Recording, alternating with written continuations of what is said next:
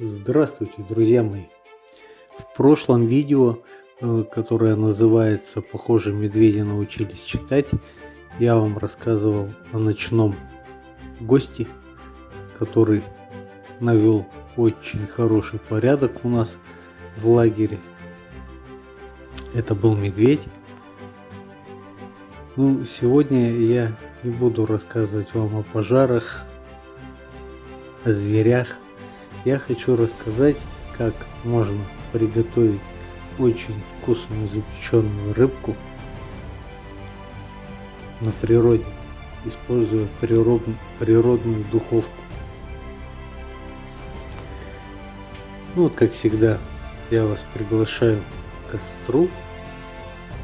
Возле костра, как всегда, мы рассказываем интересные истории, поем песню под гитару, и, естественно, готовим какую-то пищу. В этот раз мы запечем рыбку. Для начала мы выкопаем небольшую ямку. Ямка для того, чтобы нам позже разместить там рыбу, которую мы хотим приготовить. Рыба уже поймана, почищена. Теперь осталось ее приправить и как-то защитить от огня, чтобы она у нас не сгорела. Делаем очень просто. Находим очень большие листы, лопух, какие-то ягоды, большие листья, деревьев. Чтобы были достаточно большие, чтобы мы могли обвернуть нашу рыбу. На лист раскладываем ягоды, благо их в тайге очень много. Мы в основном используем клюкву или бруснику. Раскладываем ягоды, на ягоды ложим рыбу. Естественно, солим, перчим, там кому как нравится. Лесной лук, укропчик, конечно, там всякие специи, кому какие нравятся. Затем все это заворачиваем в эти листья. Саму рыбу тоже набиваем ягодами, той же брусникой или клюквой в брюхо. И заворачиваем все это в листья. Вот то, что мы выкопали, яму, у нас осталась там или глина, всегда получается в основном глина,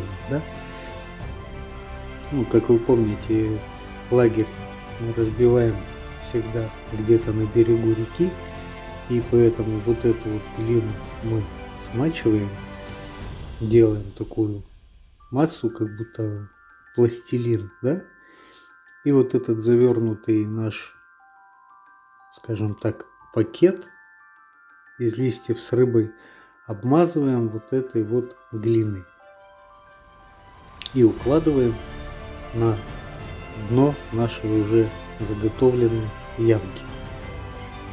Сверху засыпаем оставшейся землей и раскладываем костер.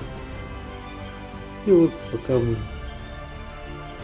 горит костер, пока мы рассказываем друг другу разные истории, поем песни, тем временем рыбка наша под костром очень вкусненько и хорошо запекается.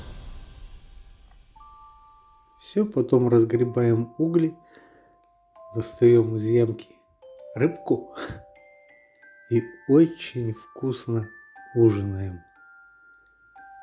Попробуйте на досуге.